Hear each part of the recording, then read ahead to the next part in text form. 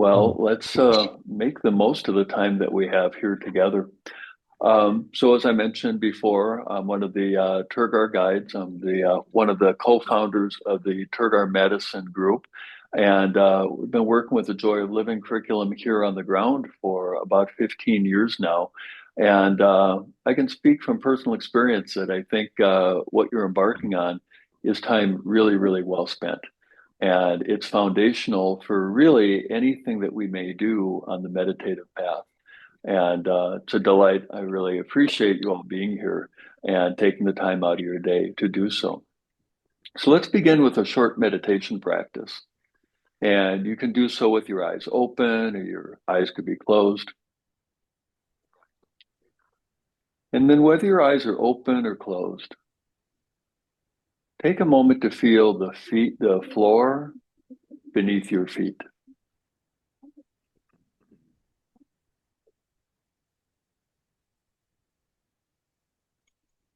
The chair bottom that supports your torso.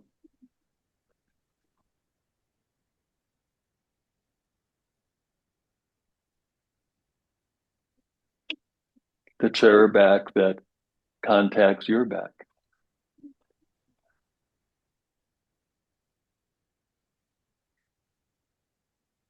And keeping in mind that meditation is not about clearing your mind. It's about awareness.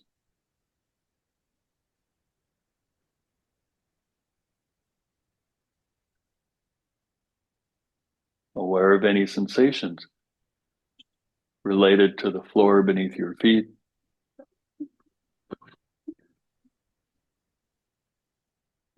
the chair cushion supporting your torso,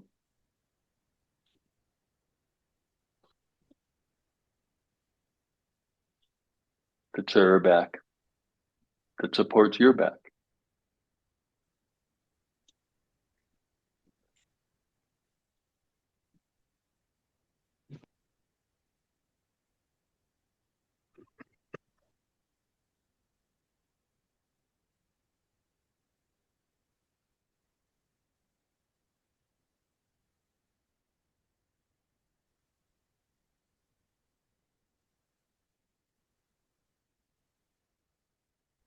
All right.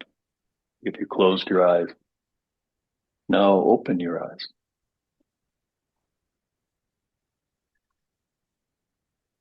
All right.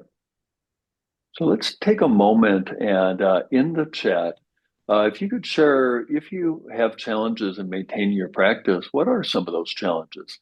And I say that sort of hypothetically, if they're challenges. My experience is that it's often challenging. I sometimes feel really busy. Sometimes I feel like I'm pulled many different directions, and it can be challenging to maintain a meditation practice. And I'm really curious to hear from your experience, and please do feel free to share in the chat. What are some of the challenges that you encounter in meditating? Yeah, so I'm seeing time came up with an exclamation mark. Uh-huh. Really tempting to look outward, isn't it? Uh-huh. Yeah. So sometimes it's busy, sometimes it's sleepy. Yep, being consistent. These are all things that I relate with as well. Uh-huh. Yeah. Sometimes it's hard to come to the practice related to health and the good old monkey mind.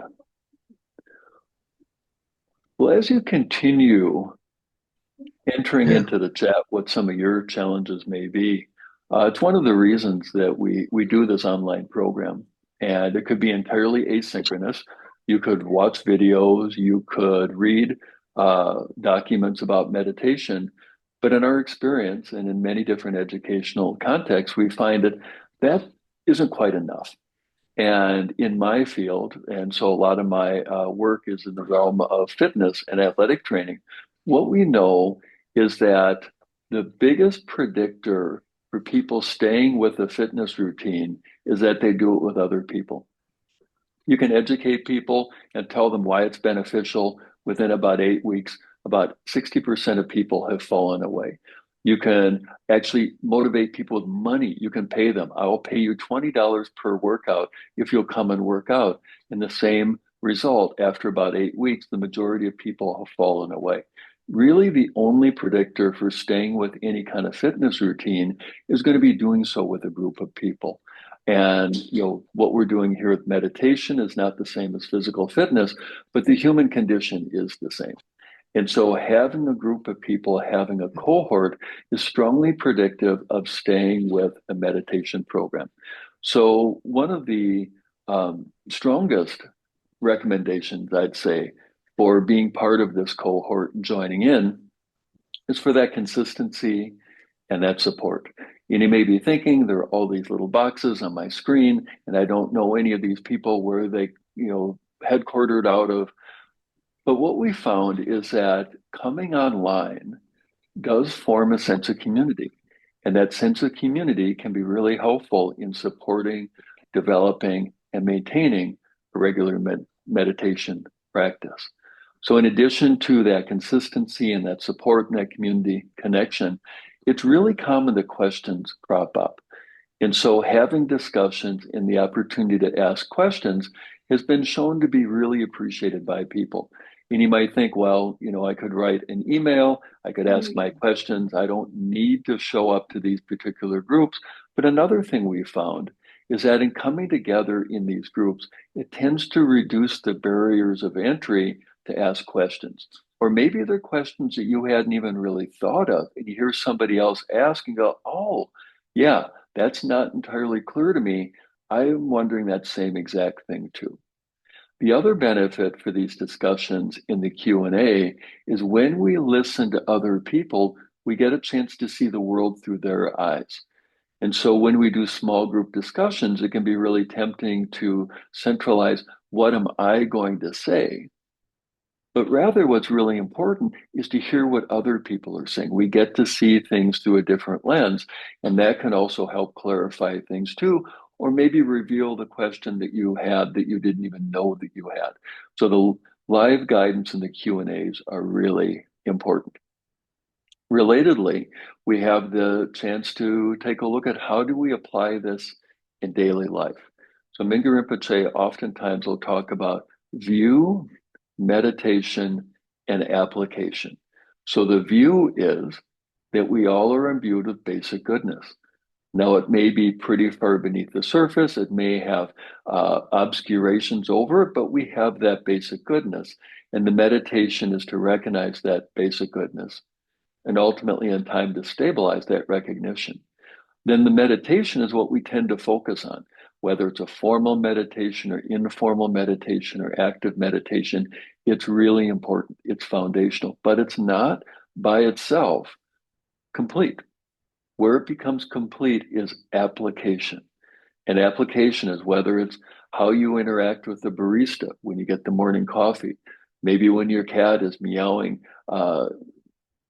very anxious about getting their breakfast for the morning. Are we going to react with patience and kindness, speaking of cats, or do we maybe get impatient? And so the application is a really key part of this whole path: view, meditation, and application. So if you choose to embark on this endeavor, and I really hope that you do, what does a session tend to look like? Well, besides having cats come and visit, which whenever I'm guiding is virtually guaranteed because I have 3 cats that really love to meditate, or at least love to hang out with me when I talk about meditation. So every session begins with a check-in. We talk about how has practice gone for you in the past week. And there can sometimes be a sense of, well, everything has to be teddy bears and rainbows and clouds parting. But sometimes it can be really helpful to hear how other people struggle to meditate too. It can normalize that it can be hard to develop a new habit. And coming back to what I mentioned at the outset, that having that opportunity to be with people and to hear from their experience some of their challenges can really be supportive in developing meditation practice.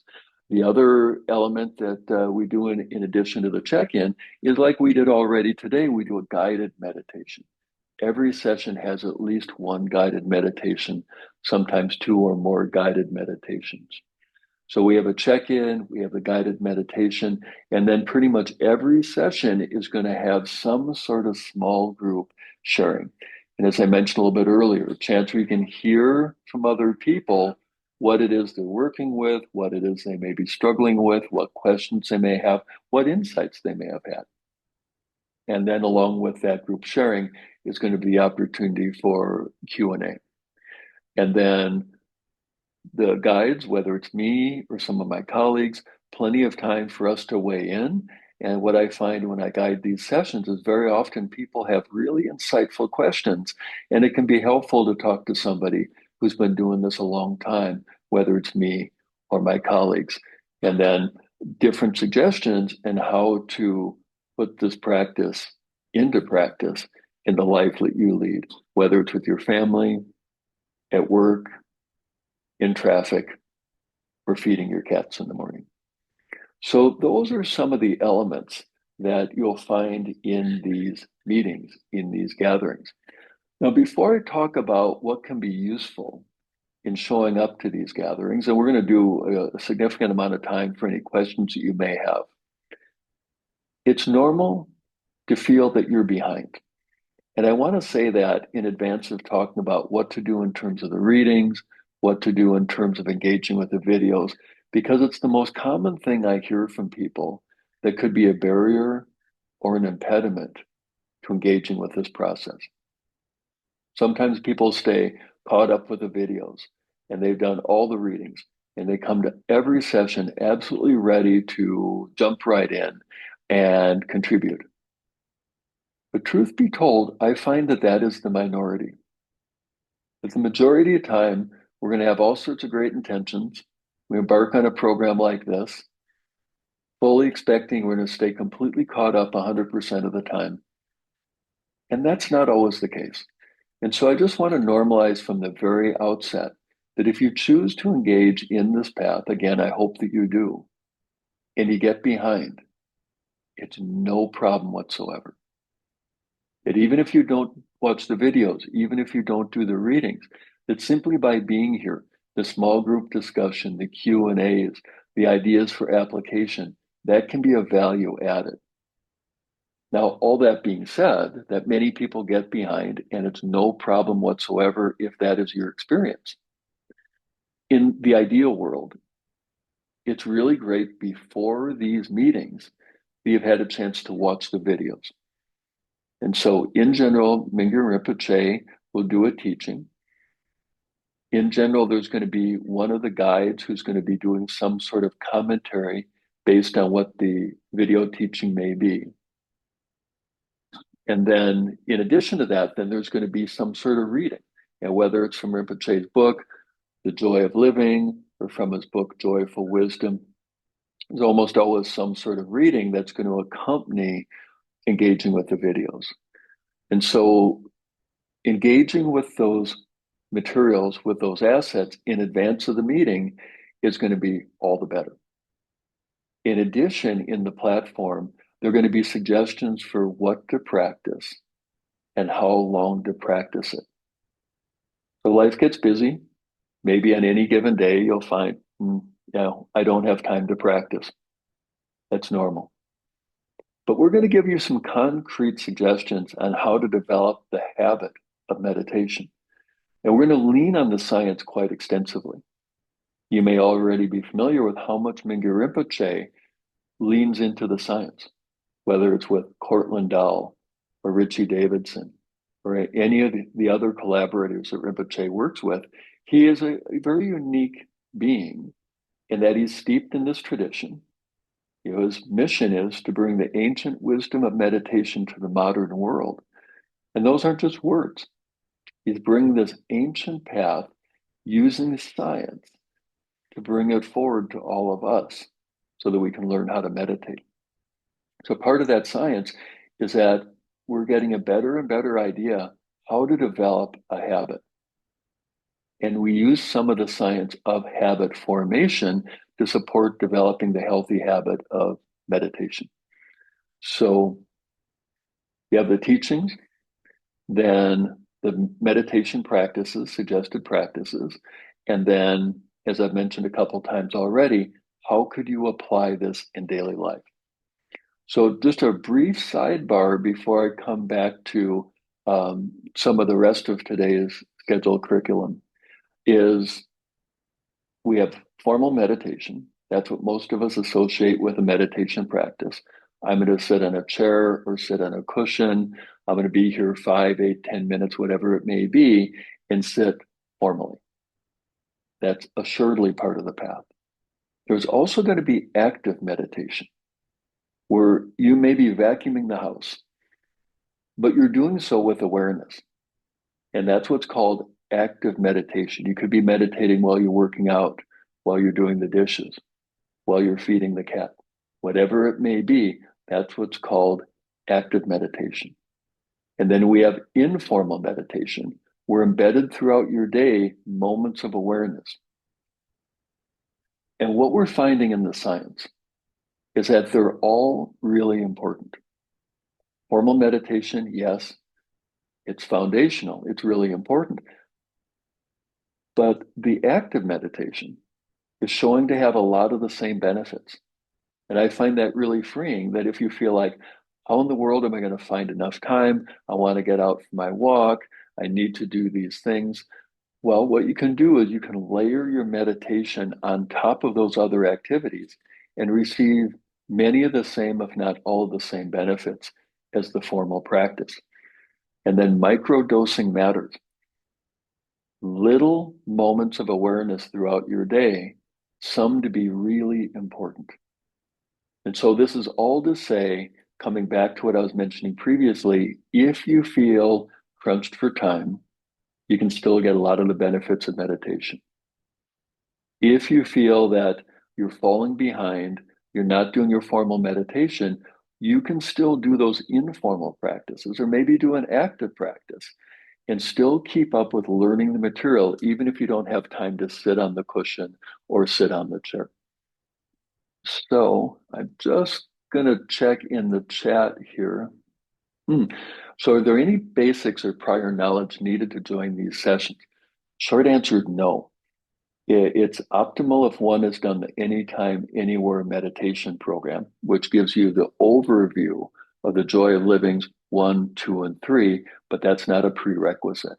So this Joy of Living level 1 cohort can be a wonderful on-ramp into the path of meditation. And so you'll be guided step by step by step with the videos, with the readings, with the commentaries on what to do, how long to do it, how to develop a habit, and how to make this really a kind of a whole life positive well-being path that you can follow. So, not about being perfect, just doing the best you can with what you've got. All right. So that's a lot of me talking. Why don't we take a little bit of time for any questions you may have? And that can be synchronous here. You could raise your virtual hand and unmute yourself, or it can be via the chat. And I'm going to try and keep track of both simultaneously, a little bit of multitasking here. So, question coming in about the videos and the readings. In general, the videos are going to be about 10 minutes on any given week, and the readings are going to be about the same. So, if you have about 20 to 25 minutes on any given week, that should be sufficient to cover engaging with the content. And then we recommend meditating 5 minutes a day. And so that would be, another half hour, give or take. So I think a nice round number, if you had an hour a week to dedicate, you're going to extract a lot out of this program right here. If you hear that right away and think, wow, I can barely manage my life as it is, I don't have more than 20 minutes in a week, forget about it. You still can get a lot out of this program.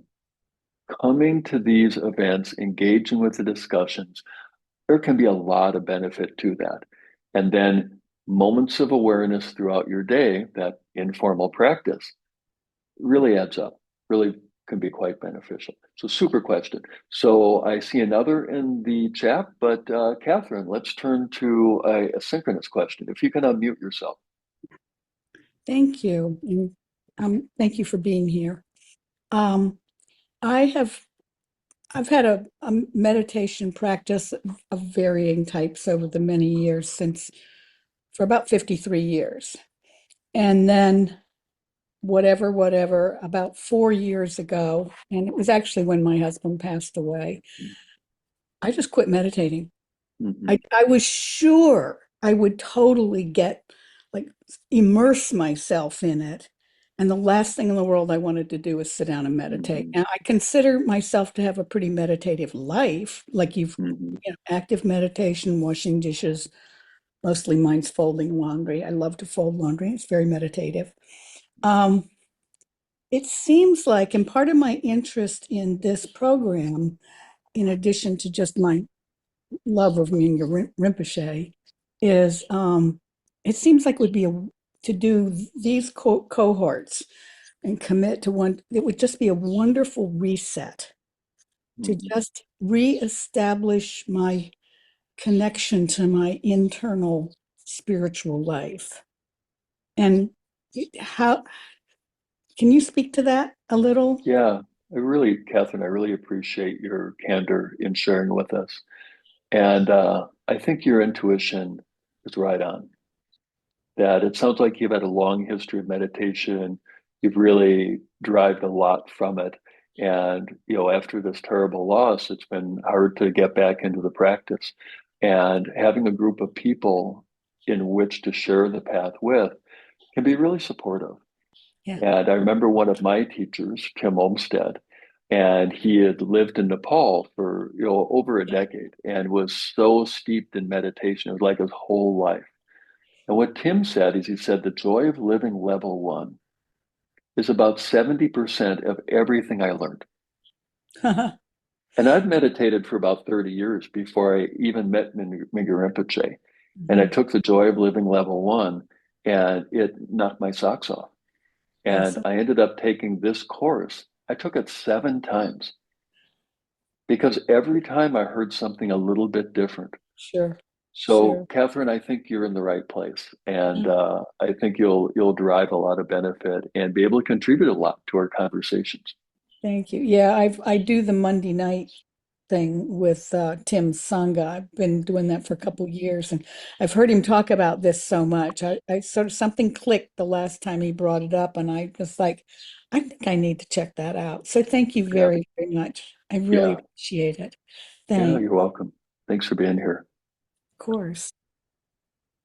See, a question came in the chat, and if someone misses a weekly session, is it going to be like you're in school all over again? Is it like taking calculus and you miss a week and then you're behind and then it just becomes, almost impossible to catch up? And the short answer is no. That the order is important. Mingyur Rinpoche is very knowledgeable and he has developed this curriculum in the order very intentionally.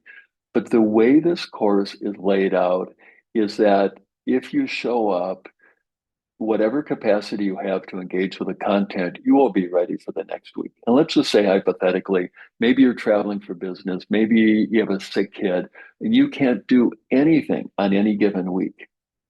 Please come. The conversations are going to be able to open up a lot for you. And I think you'll find it still really beneficial, even if you didn't get a chance to practice, you didn't watch the videos, or maybe you didn't get a chance to do any of the reading. It's ideal if you can, and it's not a deal breaker if you can't. Super questions. I love seeing them And come in. one note on that, sessions will be recorded and posted in the video, so you don't have to, if you miss a session and you want to watch what went on and discussed, you can watch that on Monday or Tuesday when they get posted online. Fantastic. Martin, did I see your hand up? If you can unmute yourself. Yes, please. I want to just, it's recommended, if I understand, because I came a little bit late. Uh, so formal meditation, sitting practice, and informal, like during the day, like every day, anytime, anytime,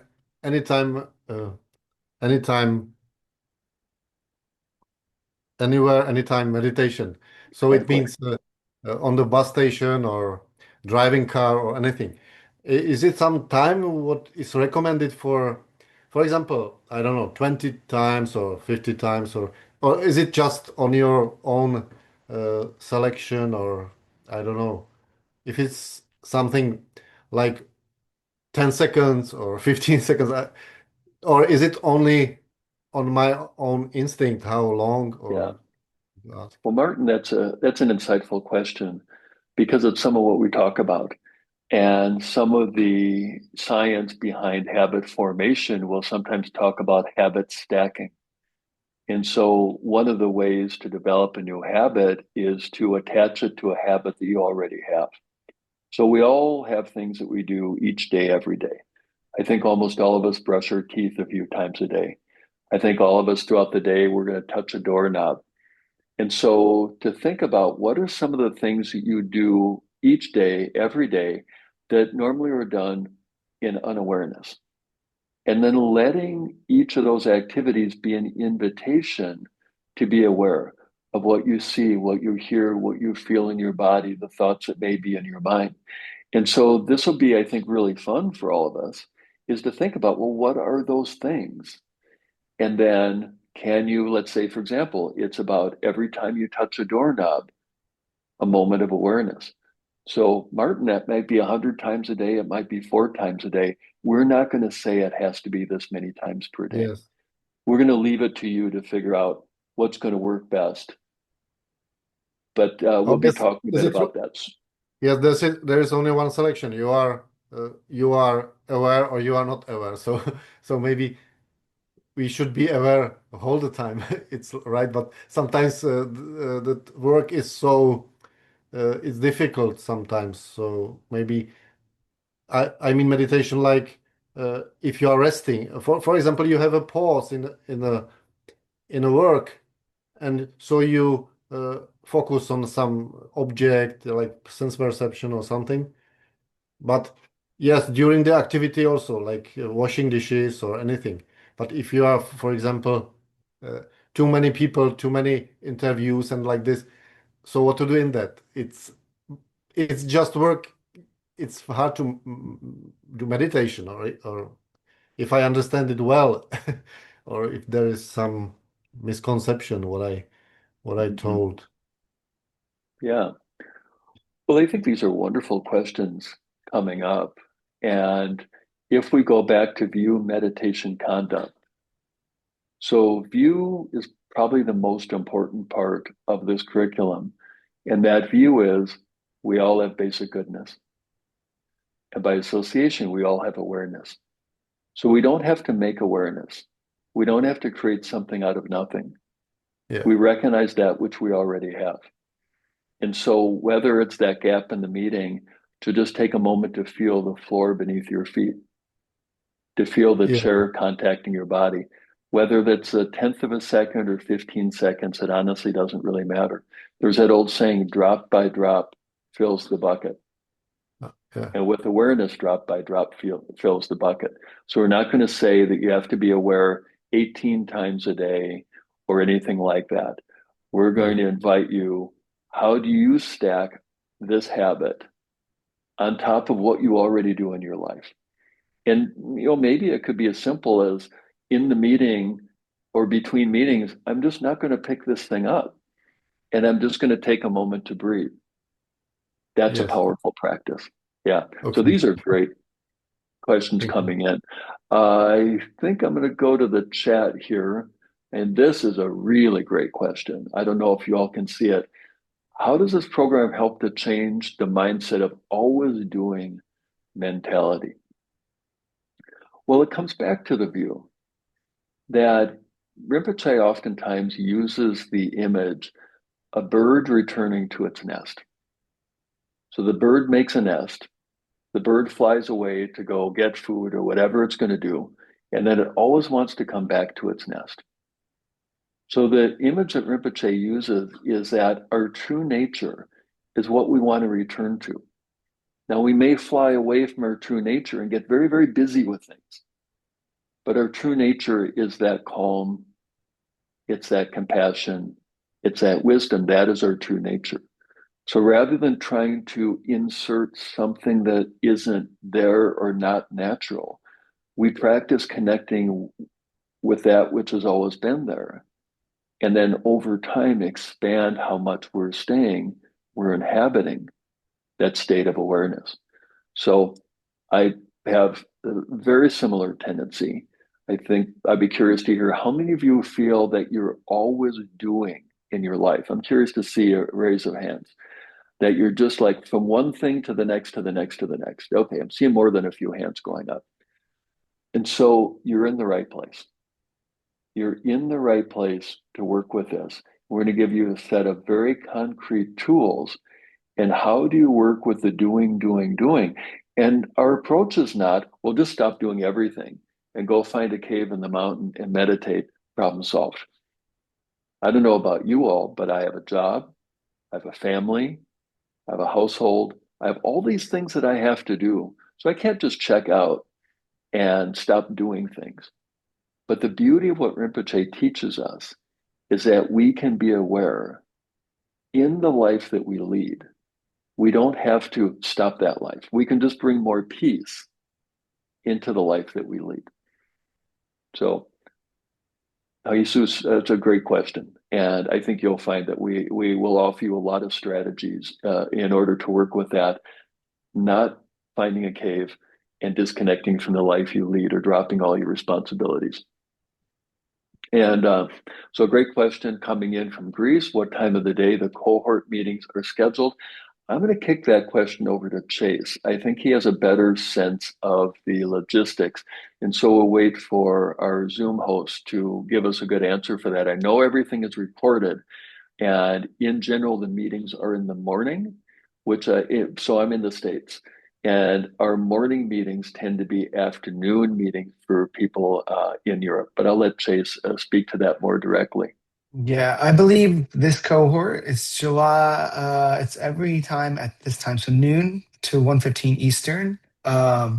We try to do our best to accommodate across time zones, and we found that this time and the Eastern time zone is the best we can get until we can get more people in different areas to create a cohort for people in Eastern Europe and things. So unfortunately, like that's the time that this meeting meets is this time.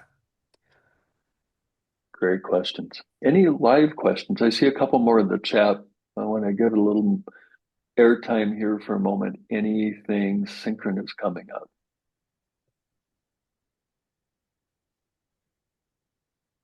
All right. So it was a question, do I continue with part 3? Do I do this particular cohort right here? What I've found is that a lot of people will redo these courses because they'll find, oh, I really gained a lot from them. As I mentioned before, maybe I was a little extreme, but I did it 7 times just because every time I took it, I heard something different. So I would feel like, well, follow kind of your gut in what you'd want to do right now and know that these programs are going to be here. We do these cohorts quite regularly. And if this is the right time, that'd be fantastic. If there's something else you want to do within the Tergar Mandala and pursue that for the time being, there's going to be another cohort. So same thing if you find that, wow, I just find sort of I'm irretrievably behind, there will be another cohort. This is something we do quite regularly. Yep. So it looks like weekly on Saturdays for this cohort. All right. So those are some really helpful questions. Thank you for everybody who chimed in with those questions. I want to talk a little bit about what you can do to make these meetings as beneficial as possible. So first and foremost, probably goes without saying, is as best you can, make sure that your internet connection is stable. Now, I know for a lot of us that may be out of our control, but I know for myself that I make sure that I'm here at home where I have very fast internet. Sitting in this role of being the host, I hardwire into my router, and those are a couple techniques that can be useful. But we've had some really great conversations with people who are on their phone and maybe they're on the move or they're in their car. I wouldn't let any of that preclude you from joining. But if at all possible, make sure that your internet is as stable as possible. And then to find a quiet, comfortable place. I think the focus is on comfortable. And there can be a sense sometimes that I'm meditating, I have to sit in a certain way. And if it's not comfortable, then you probably don't want to come back here again and do it again next week. So whether it's a comfortable chair or it's, being in a room that's comfortable for you, that would be a high priority. And if it involves having, cats or dogs around, whatever animals you may live with, so much the better. And then to test your audio and video before joining. It's something I always do on Zoom is just make sure that this AirPod works, that my speakers work, that the connection is stable. And that can really help to defray some frustration. And then I don't know about you all, but when I'm learning, I like to take notes. And for me, it's about handwriting. So I like to keep a journal nearby and something to write with. Maybe for you, it's about jotting things down on a computer file. And you want to make sure that you have a file open so that you can take some notes. A lot of people like to do that. And then lastly, here is the camera on or camera off? We leave that to you to make the decision. So personally, I love to see faces, but sometimes, for any of a number of reasons, you may want to have the camera off, and that's entirely your prerogative. So your choice, camera on, camera off, either one works for us. So Chase, I see you rejoined. Anything you'd like to add to what was just said? Yeah, there's a couple of questions that I see in the chat that's more logistical.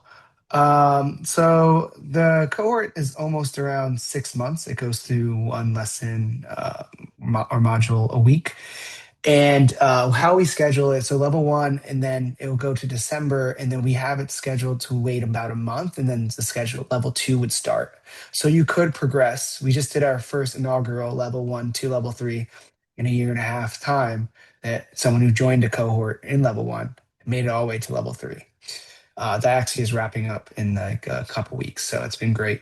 And so you can do that. And then around Zoom links, it will be found on the website. I'll share my screen in a second for some logistical stuff of joining the cohort, and you can find the links here, and we'll send out emails. So hold on. And so I don't know if you guys are all Joy of Living subscribers. If you are, there's a link that you click on, and it will go through, and then you can join through the sponsored rate. And if you're not a Joy of Living subscriber, not to worry, you would have to just create a free account and then subscribe from there. Uh, so I will, like, for example, click the link. If you have a plan already, it would eventually load, and this is the website to subscribe. And for me, it says I have lifetime access. But if you had a current plan that doesn't meet the cohort, you just go to this page or scroll down either to enroll or upgrade, or whichever way. It'll know what kind of membership you are to get into the cohort, if you were wondering about that. And I can post this link in the chat. Did I miss any other questions in the chat?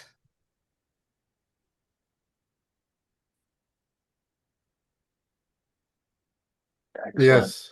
Oh, Martin, looks like you have a question. Yes. Please, once again, I wanted to ask. I came late, so it is weekly this session, or no? Yeah, I believe it's mostly weekly. There might be some breaks depending on the holidays or Yes. something. But I'm looking at this current one schedule right now, and it looks like it meets weekly. I think it ends right before the holiday season. So I know people would take summer breaks and stuff, like we said earlier. You can miss a session, watch it, rejoin. It's a lot of sessions over the course of six Yes. months, right? So, Yes. And uh, register for which address, as you showed the address for, or it will come to my email, or is it on yes, register? if you signed up for this registration, you should get a promotion email, or you can just take this link from the Zoom chat right now Yes. and enroll either way. Yes. Thank you. All right. Thanks so much for filling us in on some of the logistics here. So a couple things is one of which is that if you look at those prices and think, wow, that's just a little bit too much, our policy at Tergar is we don't want to exclude anybody based on money. And so if you would like to attend and that's more than you can afford, you will find that there's an email that you can send in order to get further discounts. So that's one of our stated policies. And the other thing we know is that exchange rates are very different around the world. And so in different countries, X number of dollars, US dollars, may be a little bit steep. And so that is one of our policies. And at the same time, Tergar is a nonprofit. And so we use these resources not so someone can have a fancy boat, but it helps support Rinpoche's efforts in sharing meditation widely. So, yeah, it's been fantastic to be able to hang out with all of you. Any last questions before we come to the top of the hour?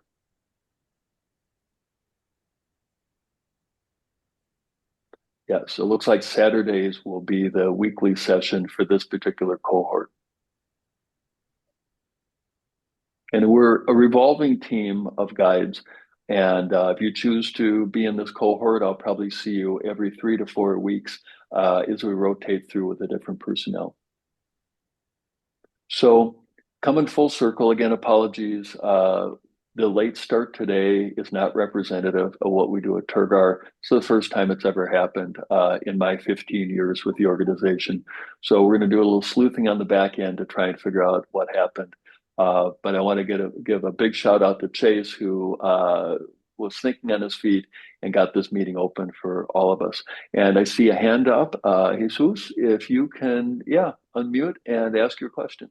Yeah, I asked in the chat because I saw that I will be actually on summer holidays with no access to internet. So I will miss 3-4 sessions with no possibility to rewatch the videos during that time. Will that be an issue then? Because that's not one, it's 3-4 sessions that I will miss. Mm-hmm. That becomes a little bit more. You mentioned that you may not be able to watch the videos or engage with the content. I don't think it is a non-starter. As I mentioned before, is that coming together and having the conversations is where a lot of the benefit resides. So I think I'd leave it to you to make the call if you feel comfortable coming in and having not watched the videos or engaged with the readings. On our end, it's going to be fine because we're talking about a lot of things that are sort of timeless in terms of the human mind and engaging with meditation. Or if you think, wow, it just seems like I'm missing too many, then as Chase mentioned, we start these groups about every 6 months. Okay, thanks. Yeah, you're welcome. Well, excellent. There's just one about billing. Yeah, as far as billing, if you follow that link, it would automatically just upgrade you to the correct plan. So, or if you can't afford it, as you said, you can reach out to support and we can get you enrolled that way. But yeah, if you can, you would just upgrade to the sponsored plan for the 6 months. And then if you don't wish to continue, you can downgrade post cohort. Excellent. All right. Well, it's always fun to hear all your voices. And if you're so inclined to unmute, and we can all bid each other adieu. Much gratitude, Scott. Thank you very You're much. welcome. Bye. Glad you were here. Thank Thanks, you. everybody. Thank you very much. I hope I see you again. Thank you. Great. It's great. Thank you, everybody. Very much. Thank you. Yeah.